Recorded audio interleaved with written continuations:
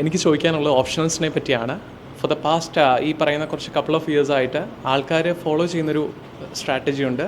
Like PYQസിൻ്റെ model answers create ചെയ്തിട്ട് അത് repeat ചെയ്ത് പഠിച്ച് അതിൽ നിന്ന് ആൻസേഴ്സ് ഉണ്ടാക്കുന്നത്. സോ വാട്ട് വാസ് യുവർ ഈ പറയുന്ന അപ്രോച്ച് എന്തായിരുന്നു ഈ പറയുന്ന ഓപ്ഷൻസ് ഡീൽ ചെയ്യാനായിട്ട്? ഇതായിരുന്നു എനിക്ക് മോഡൽ ആൻസേഴ്സ് ഉണ്ടാക്കി എഴുതുന്നത് ഞാൻ ട്രൈ ചെയ്യാൻ നോക്കിയിട്ടുണ്ട്, പക്ഷെ എനിക്ക് സാധിച്ചിട്ടില്ല.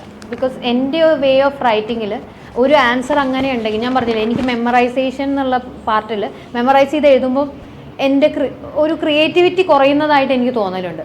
അപ്പം ഞാൻ ചെയ്തിരുന്നത് പോയിൻറ്റേഴ്സ് ഉണ്ടാക്കി വയ്ക്കും. ഈ 1 പേജർ പോലെ. ഇപ്പം ഇന്ന ഒരു ടോപ്പിക് ആണെന്നുണ്ടെങ്കിൽ ഞാൻ അതിൽ ഇന്ന പോയിൻറ്റ്സൊക്കെ എഴുതും. പക്ഷേ അവിടെ എനിക്ക് ഡെവലപ്പ് ചെയ്യാനായിട്ടുള്ള ഒരു സ്കോപ്പും ഞാൻ കൊടുത്തിരുന്നു.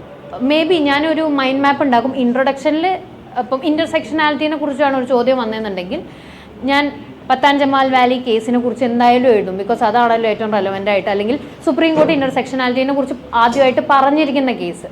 അങ്ങനത്തെ ഒരു മൈൻഡ് മാപ്പ് ഞാൻ ഉണ്ടാക്കി വയ്ക്കുമെങ്കിലും ഒരു മോഡൽ ആൻസർ ഫുള്ളായിട്ട് ഉണ്ടാക്കി വെച്ച് കഴിഞ്ഞാൽ അതെന്നെ റെസ്ട്രിക്റ്റ് ചെയ്യുന്നുള്ളതുകൊണ്ട് ഞാൻ ചെയ്തിരുന്നില്ല. പക്ഷെ അത് കുറേ പേർക്ക്, എൻ്റെ തന്നെ ചില ഫ്രണ്ട്സിന് അവാർഡിങ് ആയിട്ട് ഞാൻ കണ്ടിട്ടുണ്ട്. സോ നമുക്കത് യൂട്ടിലൈസ് ചെയ്യാൻ പറ്റുമെങ്കിൽ ആ മോഡൽ ആൻസറിൽ നിന്ന് പിന്നെ അവിടെ ഇരുന്ന് അതിൻ്റെ മേലെ നമുക്ക് ആഡ് ഓൺ ചെയ്യാൻ പറ്റുമെങ്കിൽ ഒരുപാട് ടൈം സേവിങ് ആയിരിക്കും. കുറച്ചും കൂടെ ഡയമെൻഷൻ ആഡ് ചെയ്യാൻ പറ്റും. ട്രൈ ഔട്ട് ചെയ്യാൻ പറ്റുകയാണെങ്കിൽ നല്ലൊരു ആസ്പെക്റ്റ് ആയിരിക്കും. Thank you.